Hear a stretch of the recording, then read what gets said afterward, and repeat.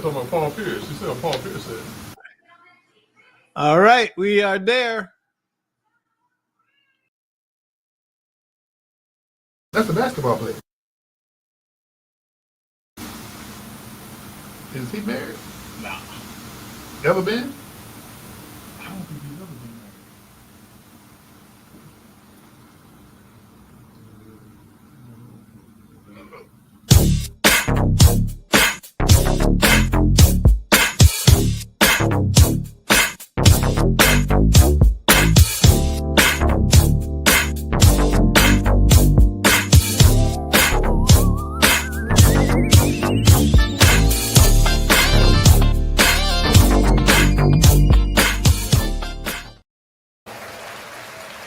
Hey, welcome to Let's Talk Nation. I'm your man, Rod Love, and y'all see the general is in the house. Once again, it's on, Brother Love. You know how we get this thing started every week, man. How's this weekend for you? This weekend was a blessing. Greg, during the 6 o'clock hour, I gave props where it was due. And, man, I just got to tell you, man, I am proud to be from a community that we both reside in. Zap, you know Miss Rose Morris, you know Miss Tarver. Man, I mean, it's a lot of leadership with the ZAP Elite not-for-profit organization that gave out 29 scholarships this weekend to changing lives, Greg. Changing lives. Absolutely. And ZAP, Z-A-P-T. Do you know what that stands for? ZAP. Hey, you know what? I ain't gonna put you on the spot like that because I thought I knew what it stood for, but now I know what it stands for. ZAP is Zellwood, Apopka, Plymouth, and Tangerine. Zellwood, Apopka, Plymouth, and Tangerine. Okay. Yeah. All right. Yeah. See, I didn't know that, but when I tell you, now they could have done TAPS. They could have done. Tangerine, Apopka, Plymouth. You're right. You're right. But listen, ZAP's work. I'm gonna go with ZAP. And let me give you a quiz. How long has ZAP been working? Now wait, just a minute ago, I ain't even know what ZAP stood for, and now you're gonna ask me how long has it been in existence? All right. So since but you know the players though. You know all the players. Well, listen, and I know Miss Rose Morris in particular, Brother Love, because this past weekend, in addition to the great work that was being done by ZAP, was also the Apopka Progressive Senior Prom this past weekend. Okay. And of course, you know, Miss Rose Morris is the president of the Apopka Progressive Senior Club in Apopka, Florida. Did you MC? Did you? Yes. Because you what? You got 4 or 5 years running this? So it would be more than that if not for COVID. Okay. Remember during COVID, everything was shut down for a little bit, and the Apopka Progressive Seniors were unable to do the prom for a little bit of time. They brought it back last year at the VFW in Apopka, and they said, no, this place is too small. So they went back to Hilton. Yeah. Great event. My parents got a chance to come up. My wife got a chance to go out. Man, we had a great time. Great. I went. Well, matter of fact, we you invited me, and the group invited me to co-host with you one time. And great, that metaphor of senior prom, it's not even a metaphor. That's no. They get down. That's a real thing. And this, I don't know if you know this song, "Boots on the Ground." It's taking off. It is taking Where off. Them fans at? Where them fans at? Where them fans at? Listen, I didn't know nothing about it until Saturday. But I learned very quickly. Did you? That "Boots on the Ground" is probably I guess it was this year's anthem for the senior prom. Hey Greg, did the flow just get flooded when that song came on? Man, did it? It was surprising. The flow was so. The only other song where the flow was even more crowded was "Wobble." Oh, okay. Hey, but man, I think "Boots on the Ground" is taking over. It is, man, and it's a neat little song, man. At first, I was just like, it's kind of cheesy, but then after I listened to it and saw everybody get down with the fans, my mom got her own little fan where they do the little thing or whatever. But yeah, man, it was fun. Okay.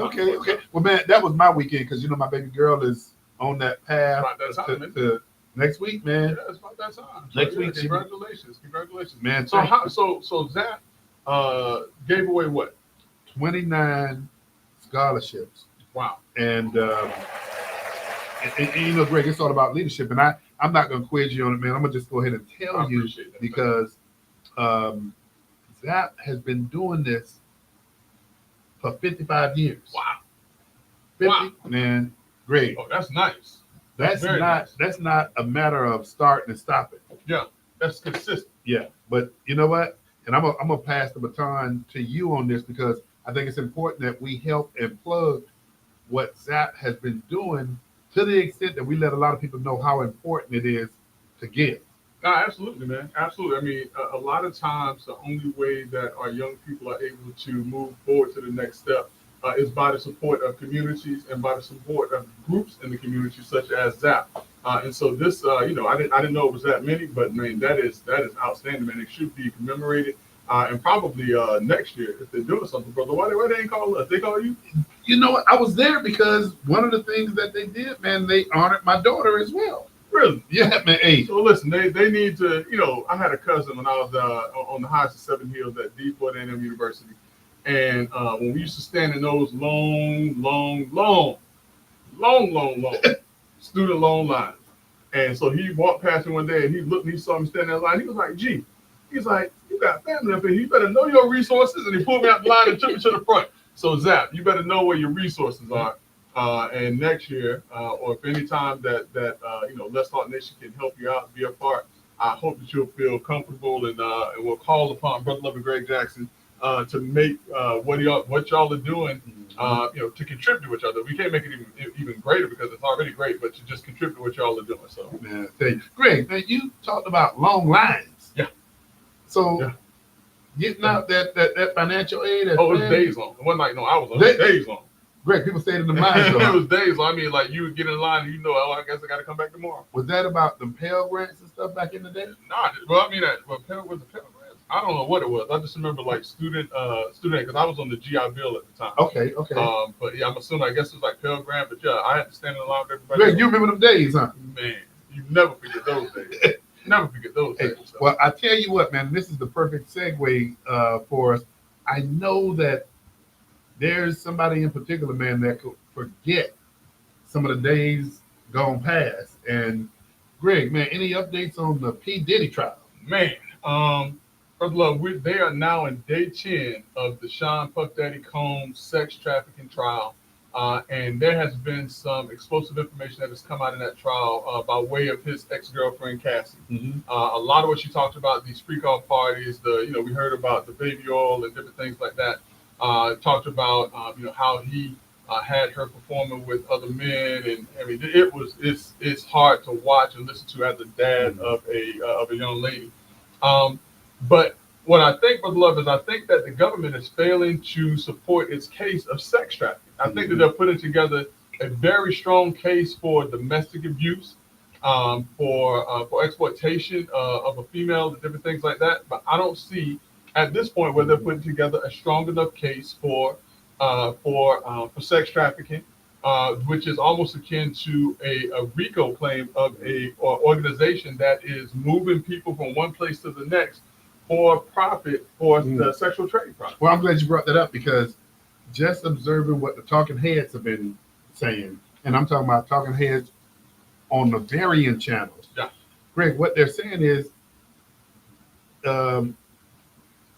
this guy a batterer, domestic violence batterer? Yeah. They're saying, Yeah, that goes down, they're saying, is this a bad guy? Is this a guy who beat on his girlfriends and things? And guess what? Yeah. They're saying, they're making the case for this guy to be a bad guy as to being a domestic violence person who just treated people wrong. But he says they're not making the case, this federal case that they're trying to make. Yeah. And one of the talking heads said, at the end of the day, for the time that this guy has been in jail, he says this might subsequently amount to time served with a lengthy period of time of probation and major. And one of the guys said the restitution, the $20 million that he paid Cassie. Yeah. Well, I don't believe that because she was there testifying under a court order.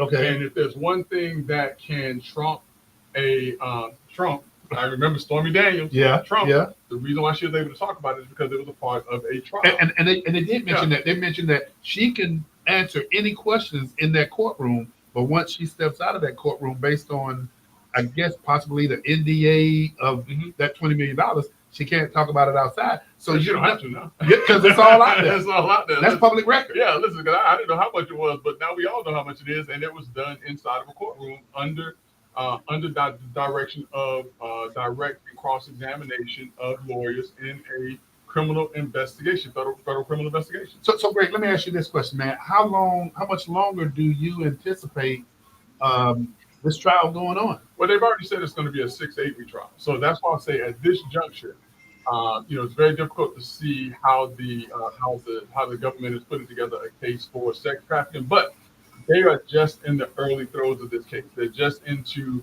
the second week. They have 6 more weeks left, probably 4 weeks left for them putting on testimony. But the thing of it is that what I think they may be doing is outlining how Sean Puffy Combs was a manipulator of women and how he got them to do certain things and got people to travel from one place to the next to do these acts. And so I think that they're building that case to get the jury used to the fact that, hey, this is the guy who manipulated people to get things or to do things. And again, one of the other pieces, Greg, that continue to come out is they're saying that these were consenting adults that were participating in this. I understand that, but I mean, what is that? Who was it? The lady that was kidnapped, and all of a sudden she fell in love with a kidnapper. That syndrome. Yeah. And so, I mean, for women who are in abusive relationships, and I mean, she was very forthcoming about this was, one of her first experiences with a relationship and all of this other stuff. It's very likely that she was, manipulated and under the control, for lack of a better phrase, of a person who had damaged and psychologically abused her to the point to where things that initially she thought was wrong, she began to feel like it was okay to do, to be with him, but then realized coming towards the end that it was wrong as she thought in the beginning. I can't remember what the name of that syndrome is, Greg, but I get where you're coming from. Not Wilson. Stockholm syndrome. Yeah. Stockholm syndrome. But I mean, while the rest of the folks, because I know there are a lot of folks out there in Let's Talk Nation that are probably trying to chime in and tell us what it was. We just want to let them know, remind them that they're tuned in to two of the most influential voices in Central Florida on Monday Night Podcast, Brother Love and Greg Jackson, the dynamic duo, guaranteed to raise your IQs 10 to 15 points on some nights, Brother Love 20 to 25. And if you want to be a part of the night show, all you got to do is go to your Facebook. Use your little Twitter fingers and you can communicate with Doc Polite, Brother Love, and myself. Or you can go to 407-921-6195 to speak to two of the most influential voices in Central Florida, Brother Love and Greg Jackson, the dynamic duo. Brother Love, let's get it on. Greg, this case is What's that? Come to think of it, the only thing that we also have been looking at the whirlwind of travel that's taking place, man. And I don't want to jump to what's taking place with Washington and President Trump just yet. Yeah. But man, these are the two topics that have really been sucking all out of the air out of the place, man. I mean, listen, no, you're absolutely right. And up until this trial started, it's interesting and ironic that the talk of the country was actually Shedeur Sanders and Shiloh Sanders. In this case, and what's been taking place in Washington, D.C., and like you said, we'll be talking a little bit more about that because that is, quite interesting, has basically been the talk of what's taking place in this nation, in addition to, Brother Love. In addition to, now, we can't forget this, is that the Catholic Church has now elected its first U.S. Pope. First U.S. Pope by the name of Robert Prevost. Very good, very good. Out of the great state of Illinois, out of the city of Chicago, and he was a cardinal over in Peru.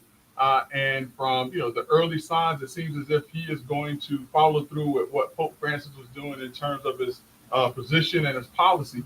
But this is a historic time in not just the U.S. but in the world, and that the Catholic Church is now run by one of the newest countries in the world of religion. Greg, you know what I'm curious about, and I know our engineer or Doc Polite will let us know, but I wonder how many popes have there been? 268 now. I think he makes it 268. Oh, so you did your homework. Yeah. Okay. But I just kind of remember from when Pope Francis passed away. They either said it was 200. He was either the 264th or the 266th. I can't remember.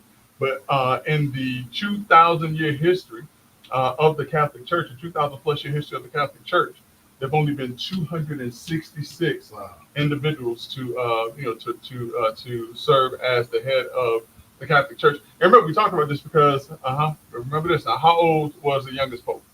Got to be under 80 years old to actually go into the conclave, right? No. How old was the youngest pope to ever serve? Man, was it like 14. 11? 11. It was 11. Oh, 11? Yeah. Dr. Blight, what's going on, man? Long time. Look at that. Doc, look, got the little thing on stage, Doc. What's Hey. going on, Dr. Blight? Nothing, man. I'm hot. Yeah. The AC Hot. not working over there? Yeah, it went out last week. Oh, for real? How you Like, you for going? real Yeah. hot, man. Yeah, I had to order a whole system. Oh, dang. Listen, man. I do You not know, envy you. one of the things, it's interesting y'all guys will talk about the Sean Puffy, Diddy, Puff Daddy trial. He got so many names. You know, me and Rod talked about this, about the fact that none of this came back until, really came out until he sued Diageo. I think it's Diageo. The liquor company. Yeah, the liquor company. Oh, yeah. That's right. And all of this stuff, and they believe that, you know, the theory is that they are the ones that are behind the exposure of that videotape. But That Doc, you they- got to go back a little bit further than that. You got to Yeah. line it up from the perspective that this company utilized P. Diddy's image when he was hot and popping, and he didn't contribute a dime to the branding that he did with this liquor. So then fast forward, I don't know how many years, Doc, he says to the company, y'all owe me money. And the company says, we brought you on as a brand. You've been making money without investing. And subsequently, P. Diddy sued him. The company lost about $2 billion, and then he settled with them for about $1 billion. Once that settlement took place, fast forward a year forward, the video comes out with Cassie. Yeah, that video came out of nowhere. I mean, Yeah. out of nowhere. That was something nobody even had on the radar. Yeah. But you know, this is very telling that also several people have talked about the fact that if he is convicted, that Donald Trump will pardon him. I mean, listen, What are y'all thoughts on that? Listen, I mean, he looked out for Lil Wayne. He looked out for Kodak Black. He looked out for Kwame Kilpatrick. Now, the difference is now, I will say this. The difference is none of those other individuals were accused of sexual assault or sex trafficking crimes. So I don't think, as unpredictable as Trump is, I don't think that this is one that he'll touch with a 10-foot pole. But think about this, though, Greg. Yeah. It's interesting you say that. Think about this, though.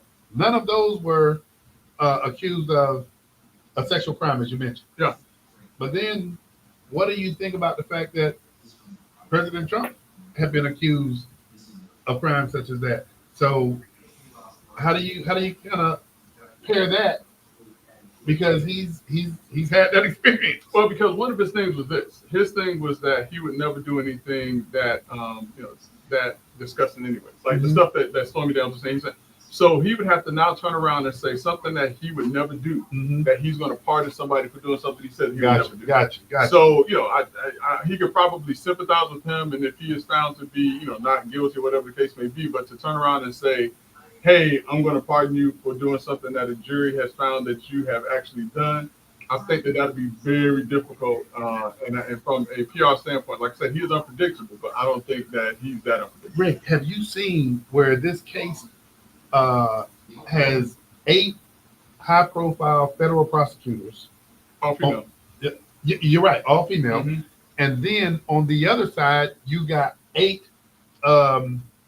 defense attorneys, And I want to say half a female on the other side. half a female, but there's one that stands out on the prosecution side.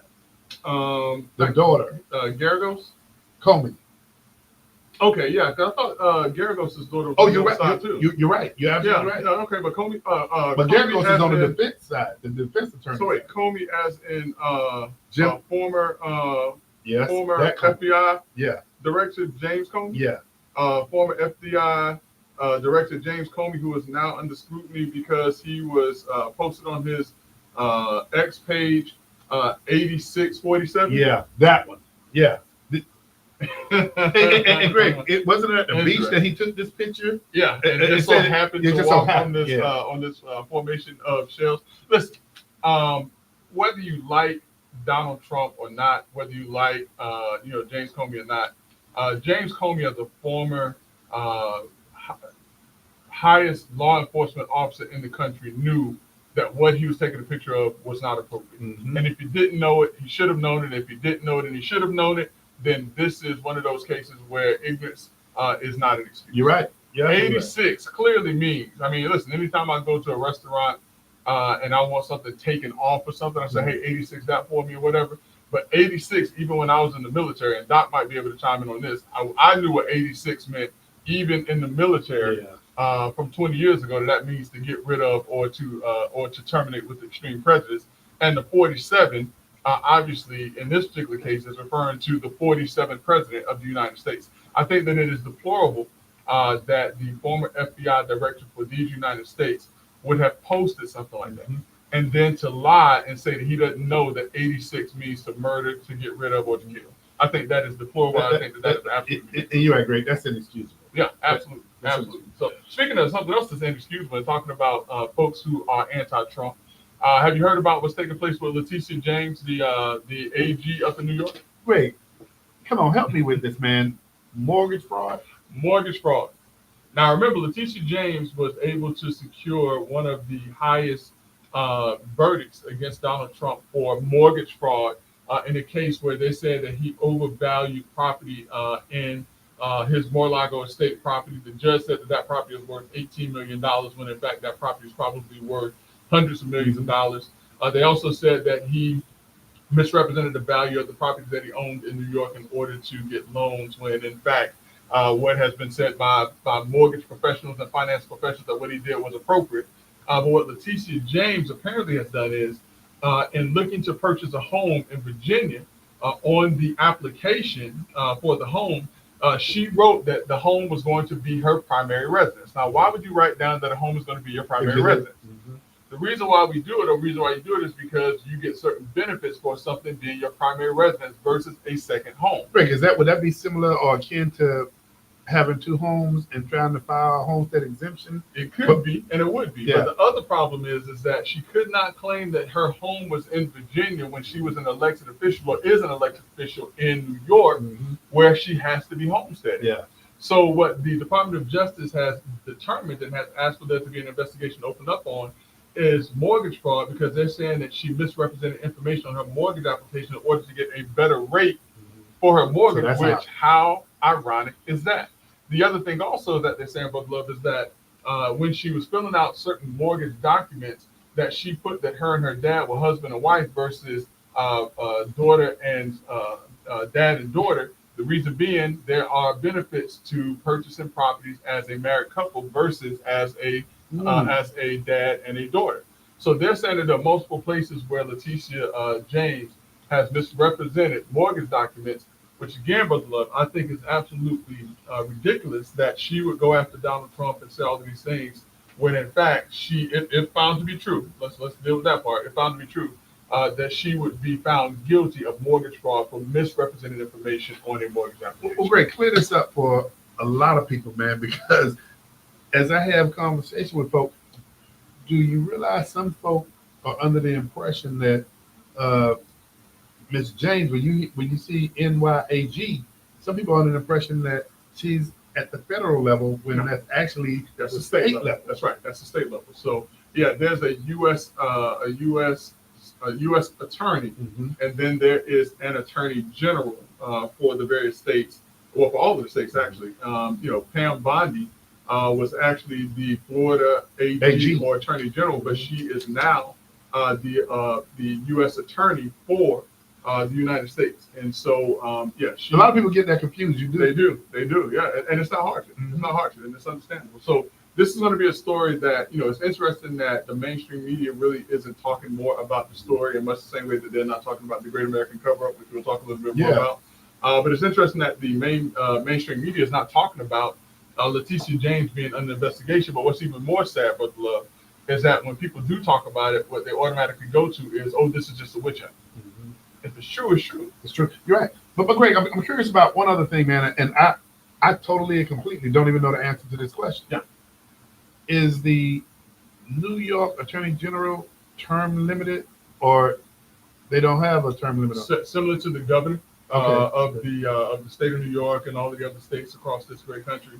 AGs are also term limited to 2 terms of 4 years. Okay, so let me go back a ways in Florida, because one of the legend AGs in Florida was is it Butter? What is his name? What was it? Butterworth lived down south. Oh, Bob Butterworth. Bob Butterworth. Greg, he appears to be an individual who served is the longest serving. Did Florida have? So here's how that can be done. Okay. Here's how that can be done. So if I recall correctly,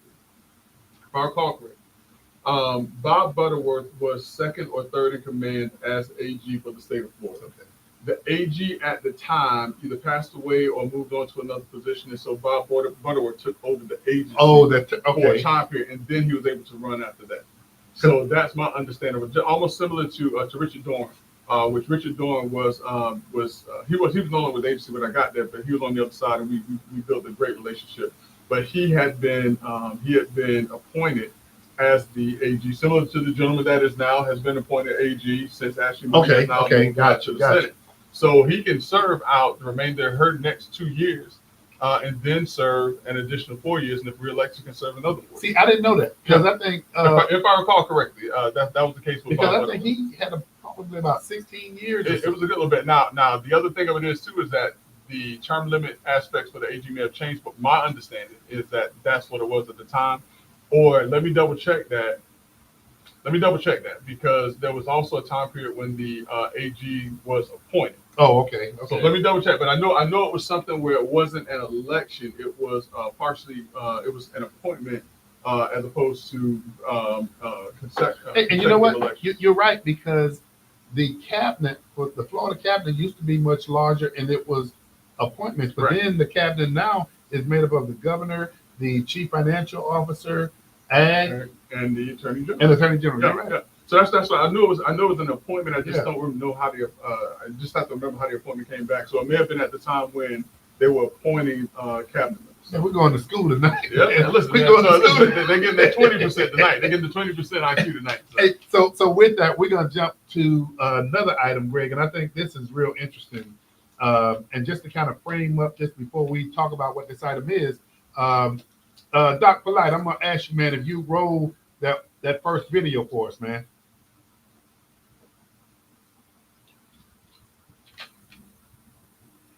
Or maybe Doc might have slid out of the office. Either you fainted. Yeah, from the heat. Yeah, From the the heat heat. stroke over there. I ain't Oh, there fainted he yet. Give me a second, because we switched studios. So, Oh man. But Greg, can you put some meat on the bone for this, man, so that folks know what we're about to talk about? I mean, one of the things that we are starting to see is a large influx of shootings, school shootings, killings in communities, and different things like that. And the question is, why is it so easy for young people and kids nowadays to pull out a gun and to shoot someone and things like that? And one school of thought is that a lot of the games that these kids are playing makes all right, it I got appear it queued that up. this is a game as opposed to real life that's taking place. What we You got? ready? Doc? Yeah, I got Doc. Like, come on, man. You gotta understand, I'm 17, y'all finna put me in jail for a murder charge. I'm never gonna see the light of day again. Like, y'all, you wouldn't even trying to work with me, like, work with you now. Like, you already knew you was gonna put me in jail when you came in here. Like, So, I mean, what did you expect me to do? man, they made it seem like y'all was just gonna interview me and I was finna go home. And again, like I said, you asked for an attorney. Come So on, at man. this point in I don't time, wanna, come By- on, man. by right. Come on, man. By- Please, man. Come on, man. Please. by law, I cannot engage in a question and answer Come on, man. session I'm with only you. 17, man. I Please, understand man. that. Come on. What are you asking me to do? Like, you can't, like, Can I go home, man? Like, let me home. In court after an admitted killer's caught on camera smiling. Like, come on, man. In court after an admitted killer's caught on camera smiling.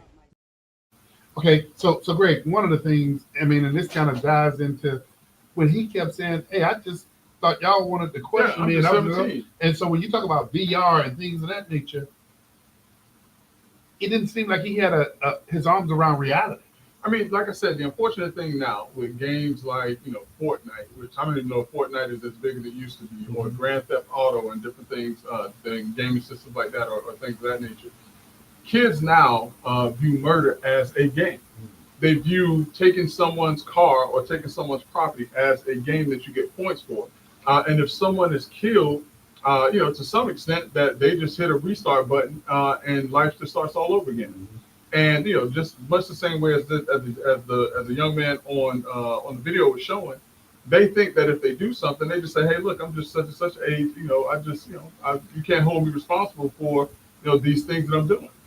And Greg, we talk about some of the different courses that the legislature are making mandatory in public schools now, such as financial literacy. Yeah. But Greg, I mean, just my opinion, when you look at the level of youth violence that's taking place and tying it to VR and these video games and things of that nature, Greg, I think, man, from a mandatory perspective, I think some of these real life scenarios need to be shown in school. And there's one other one, man, that I really want you to see too, Greg, because people don't see this side. Hey, Doc, do you have the young man?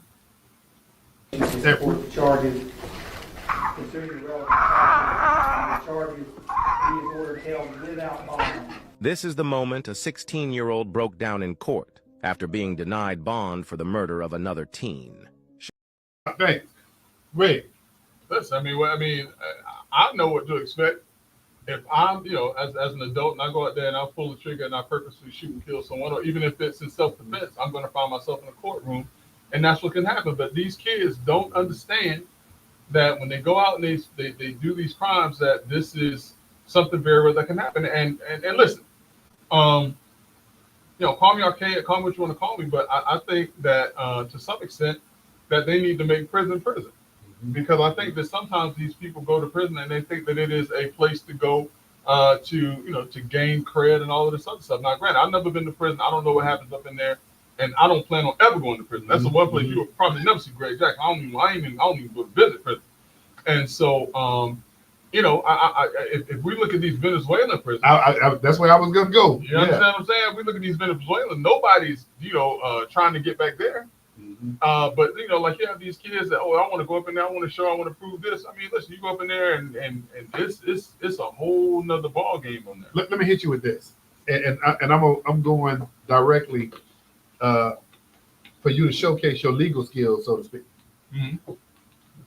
Greg, one of the first things that start taking place, man, when you see, and I think it's already taking place with these virtual games. And then you look up and see kids actually going out there. And then the discussion is, how did this game become responsible for these young people going to do it? And you see litigation taking place. Talk to me about the tie-in with that. I mean, the influence of those games too. I mean, especially if they know what they're doing. And one thing that has been widely studied is what social media sites do and what gaming systems do in order to attract young people. And if there is indeed a nexus between keeping kids in a certain space, making sure that certain information is being pumped into their feeds, and those kids go and their underdeveloped minds go and they act out on those things, and these platforms or these gaming platforms know this, then yeah, they should have some type of responsibility or culpability for not safeguarding the information that's getting out there and allowing it to be as violent as it is. I mean, how is it that you can learn how to shoot a gun without never even touching a gun just by going on a virtual reality site? Mm-hmm.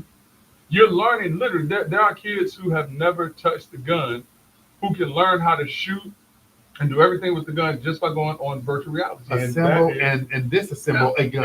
Yeah. And so if you know that kids are accessing this stuff, they have underdeveloped brains anyways, and then they go out there and they create these crimes, you should be responsible. And think about it. What if they're doing it to Smith and Wesson? Mhm. Because remember, they are sued. I think it was in the Parkland Yeah. case where they sued. I want to say Smith and Wesson, but one of the gun manufacturers. I don't disagree with that. Greg, I'm sitting up here thinking about the tobacco settlement. Yeah. And the influence that it had on, Right. on young people and the addictive. So you're right. Listen, do you remember in the 70s what the cigarette commercials were like? Yeah. I mean, What was back it? in the day, Marlboro Man? Yeah, Marlboro and Camel. Yeah. Remember, we even had in the stores that we went to little fake packs of cigarettes. Mm-hmm. That and it was candy, and it was like a fake pack of cigarettes. They were getting us primed in, Marketing left and right. marking left and right, and then you go and you watch the cartoons, and the cool cartoon character was smoking a cigarette or something. Greg, it the was all tobacco, there, the yeah. tobacco settlement was used. What was it, about People still 20? getting paid. Yeah. People still getting paid over that. Yeah, and so if there's a nexus between a company targeting people, putting certain things into their psyche Mhm. purposely, and those people acting upon those things and being harmed by those things, then yes, I believe that there is clearly a case to pull them in and to hold them responsible for things that are taking place. And I'm surprised that more people have not talked about what gaming systems are doing to our young people's brains with these games. What was the name of the game you just mentioned? Grand Theft Auto. That, Greg, I mean, over the last few years, I've seen that on TV more times than not, addressing litigation with that game. Yeah, absolutely. So, but yeah, I mean, that's a great. I hate to, no, it's not a great topic, but it is something that we most certainly need to continue to keep our eye out on. And like I said, I'm surprised that more people have not called on gaming companies and things like that to be responsible for a lot of these shooters and killers that we're seeing, particularly when through VR and these gaming systems, kids are learning how to use and to use weapons and to target individuals with these weapons. Man, you're making me think when you look at the gun industry and when you look at the VR aspect, you just wonder when are they going to say we're not going to take this by ourselves, Yeah. pulling in those VR companies Yeah, too. absolutely.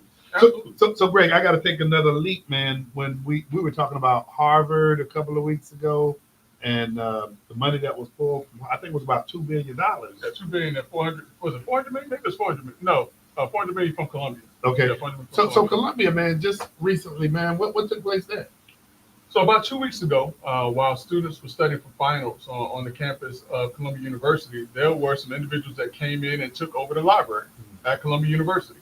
And remember, Columbia University has been is one of the universities that has been targeted by the Trump administration for not helping to keep its Jewish students safe on the campus.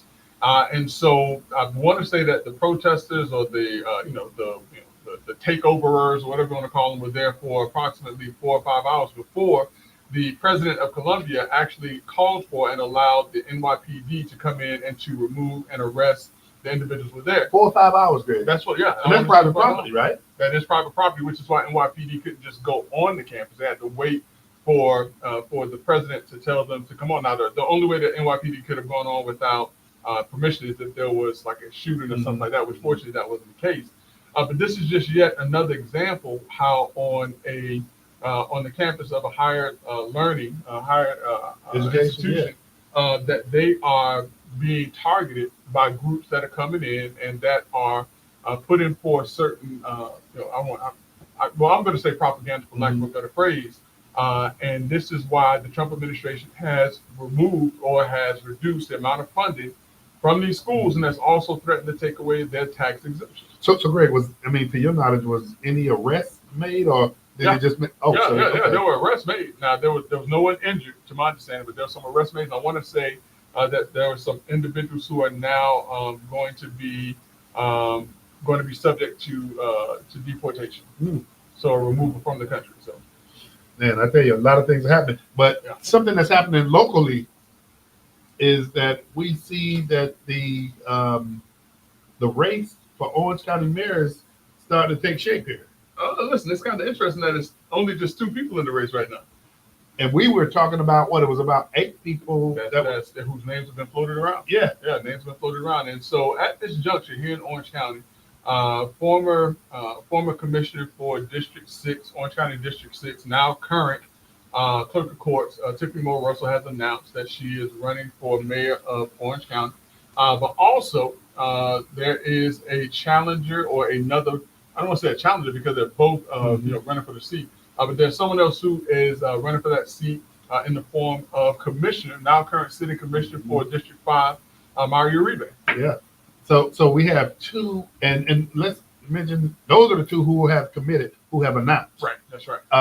In that about a month or so ago, former Congresswoman Val Deming's name was floated. That's right. Stephanie Murphy, Stephanie who Murphy's also the name. former Congresswoman name was floated. Which ought to be interesting. 2 Democratic, well, actually, all of them are Democrats, although it's a nonpartisan race. You're No, right. No, all of them except one. no. Murphy is not. Murphy's a Wait, who am I thinking about? That's Republican. yeah.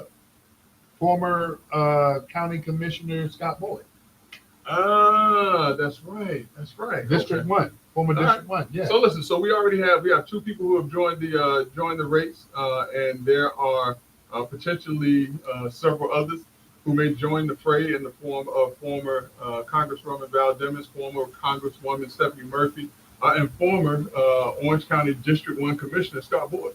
And that race doesn't take place until That race is now. That race is now. You're right, and you will see. You'll see this thing forming up. But great, the election for that doesn't take place till 2026. Yeah. Well, listen, it's already 2025. And we're halfway So through the year already. 2026 meaning that they're sworn in 2026. Great. Remember we used to sit here and we used to talk about how races are starting early. Yeah. And so if you ask me, I think this one started kind of late. Hey, listen, let's circle back on something. Let's circle back on something. So let's talk a little bit. We said we weren't going to do it, but I got to do it. We said we weren't going to talk about the Senate District 15 race is going to be subject to a special election. The only reason I want to talk about this. So right now, we know that we have LaVon Bracy Davis, who's in the race. We also have Randolph Bracy, who's in the race. We also have Coretta Smith, who's in the race. Guess who else just jumped in the race? A former congressman. Former congressman. Great. And that former congressman is Alan Grayson. Oh my goodness.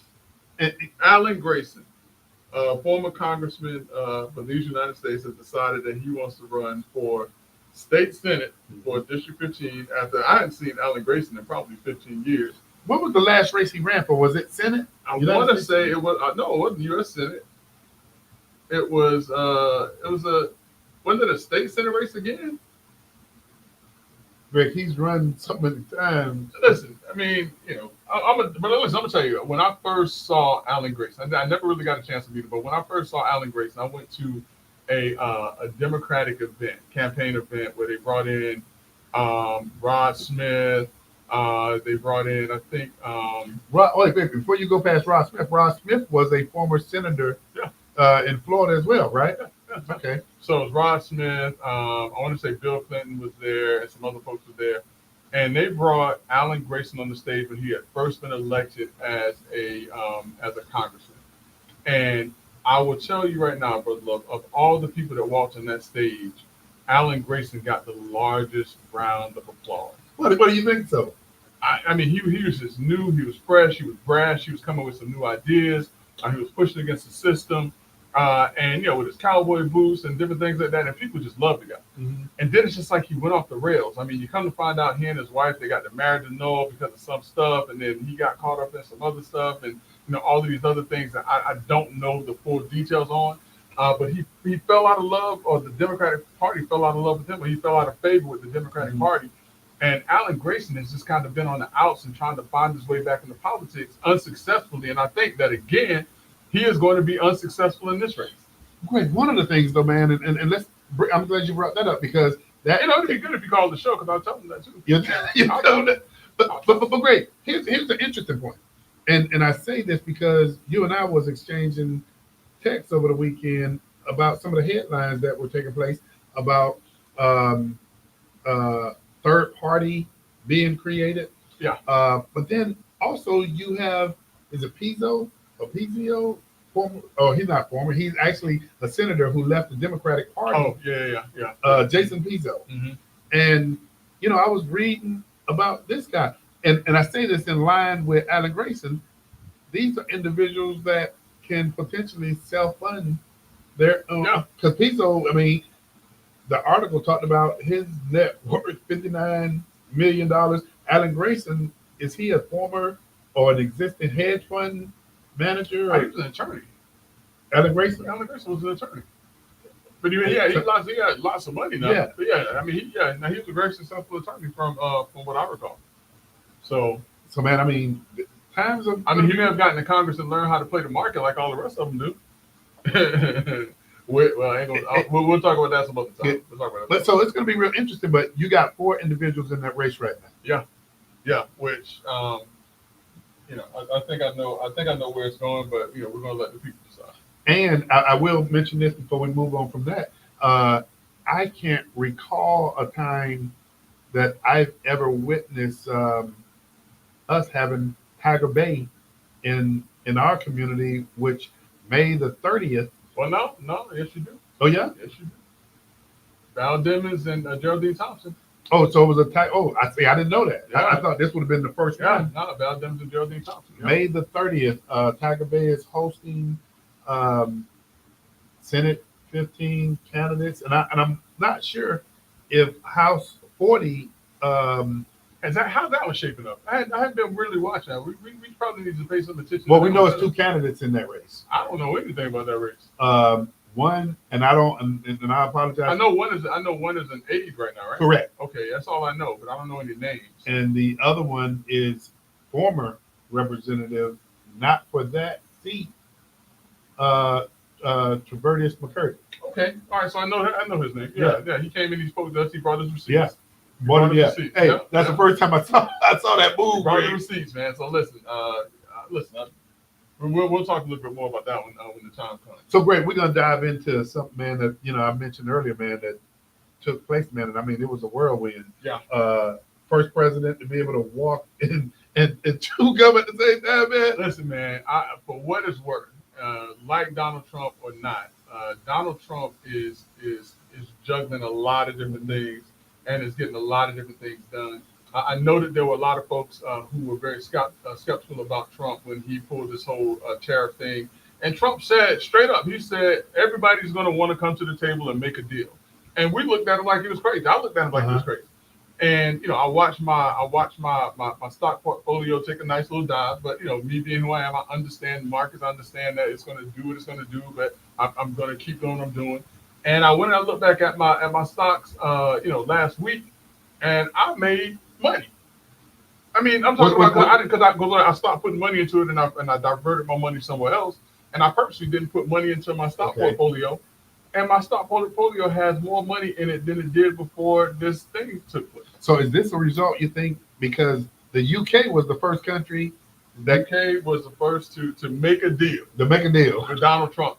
And, this whole back and forth with the U.S. and China was at 125, we were at 145, and these tariffs, and everyone was concerned about, about trade and all of these other things, and people were freaking out. And then last week, all of a sudden, we hear they cut a deal. Yeah. They cut a deal. And the market responded favorably to the fact that Trump is out here cutting deals, using tariffs to cut deals. And now, walking and chewing gum at the same time. In addition to that, he signed a bill to lower drug prices.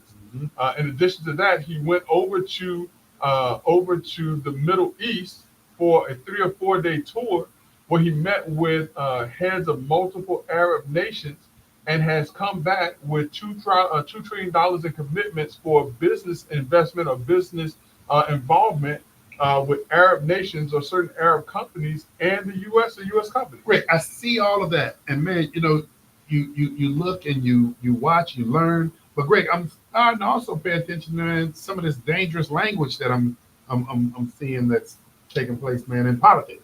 It's very dangerous, and I'm gonna tell you this from the perspective of someone who now travels overseas a lot. Me and my wife, I just had to throw that in. We travel overseas a lot now, brother love. Get the brown. But so But all jokes aside, though, from the standpoint of how we are viewed by the rest of the world, in large part, they view us the way we view ourselves. And so when they hear people, referring to Donald Trump as Hitler, you hear people, saying that, the U.S. is returning back to slavery and different things like that. That is a negative reflection on what this country really is and what this country is about. Donald Trump, like him or not, is not Hitler. Nowhere near Hitler. And listen, You're right. You're right. and listen, I'm not a Donald Trump fan, but I am someone who travels and I see the implications of what that does. We are not, black folks, are not living in slavery times. Nowhere near it. None of us will know what the horrors of slavery were or were at that time, because we're not living those times. We're not living in Jim Crow times or Jim Crow era. I don't care what Biden said and everybody else says. Go back and look what Jim Crow really, really and truly was and how it affected African Americans. And you'll see that this is just a play on words that is dangerous, not only to our psyche about how we view ourselves, but how others view us. And you would demand that if people are saying these things, that they stop making these unfortunate and unnecessary comments, because they have a detrimental effect on us as a country and us as people. Rick, do you think this is being done, man, just to instill fear? Of course it is. Of course it is. And in order to hopefully make up for losing all of these votes and losing the trust of millions of Americans because of the Great American Cover-Up, Brother Love. The Democratic Party, and we said this, I said, I'm gonna put y'all put on.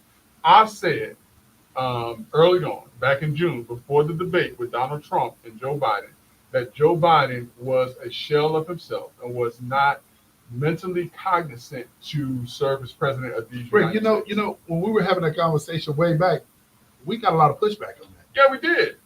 We did, because you're just saying that, and Joe Biden, he can serve as president. And now what we're learning, Brother Love, is that there were people in his own cabinet that were saying that they could not even meet with Joe Biden by himself. When he would come to meetings, he would not speak in the meetings. He would have fixed notes of things, of questions that he can ask, and nothing more than that. His inner circle was keeping him away from the individuals that were there to support him, and they did not know how bad he was from a cognitive delayed or cognitive decline standpoint. You're right. And you know what? Let me say this too, because you and I were talking about this before the show, that our heart, and prayers go out to him and his family, because what was it? Was it this past weekend? Yeah. Everybody learned about his diagnosis. Yeah. And that with prostate cancer, was it? Mm-hmm. An aggressive form of prostate cancer is spread into the bones right now. Yeah, But metastasized to the yeah. bone. But Greg, to your point, man, the other interesting piece is his transportation. Buttigieg was his transportation secretary, right? Yeah, and Buttigieg is the one. Who's the one writing the book? The Buttigieg is writing the book right now. He Talking is- about how he was deceived. Yes. Yeah. And making a tour to start ramping up his own potential presidential campaign. Yeah, he counts Crystal on that one. Yeah, he counts Crystal on that, because no one is going to trust anyone that was in that administration, because they told us and they told the American people that there was nothing wrong with Joe Biden, when in fact when I saw the debate with Joe Biden and Donald Trump, I really and truly was saddened by what I saw. And I saw that his family was propping him up. They were not protecting him. I personally think that it was and is elder abuse, the way that they wanted to prop him up like Weekend at Bernie's, because that's what they were doing. They were propping him up and making it look as if he was cognizant and able to be president of the United States. And so the question, we beg the question, Brother Love, if he was that declined, who was running the country in those 4 years, and who would have been running the country for the other 4 years? You're absolutely right. You're absolutely right. But you know what, Greg? The fact that took place in June, where it otherwise would have taken place in September, the country would not have known. But the Democratic Party didn't do it so that the American people could look at Joe Biden and say, "Oh, he's you're right." They did it because they wanted to prop up someone else. You're right. And they stabbed Joe Biden in the back. I'm gonna say it like they did. They stabbed Joe Biden in the back. They decided, hey, let's put him out there and let's show the people what we've been seeing. That was purposefully done, and they stabbed him in the back to put someone in place who they deceived the American people again. $2 billion were raised. $1 billion was wasted, because no one knows where that money is now, for a candidate that knew that there were no internal polls that showed that person could win. Man, don't let me start about all of the star power that we we realized was star power because they were getting paid. Yeah. Not real supporters. Yeah, but listen, if I'm getting $10 million, I'm gonna go out there and I'm gonna do a dance for you too. Brother, I got to rapid fire you right now. What you got? The airplane, brother. Oh man, so listen, as much as I can sit up here and say, listen, let's not beat up on Trump too much. This $400 million plane that's being gifted to Trump, I don't know if it's been done just yet because apparently Pam Bondi is checking to see if it is legal. Whether it is legal or not, Brother Love, it is bad optics, horrible optics for President of the United States to accept a $400 million plane. Boyd can produce a plane for him, one of the safest and most technologically advanced planes in the world that he can use. Why accept the plane for $400 million from the Qataris? That will cost you just as much to take apart to put back together. Back into his library. And I don't like it, whether it is legal or not. I don't like the perception and of what that looks like. Okay, rapid fire again, brother. The white South Africans. I don't want to talk about them. You got to. No, ain't got to do that. Because I want to talk about something else. You want to talk about something else? We got number 2 minutes. 2 minutes, okay. I'll talk about Paul it. Pierce. This is gonna make people mad. I'll talk about that. Wait a minute. Don't skip over it. Hey, don't skip over it. We 4 minutes, dog.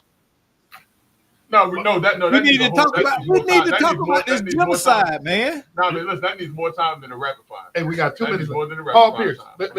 Give me some Hey, information. have you heard about what Paul Pierce said? No. What's going on with him? Hey, where your wife at? She in the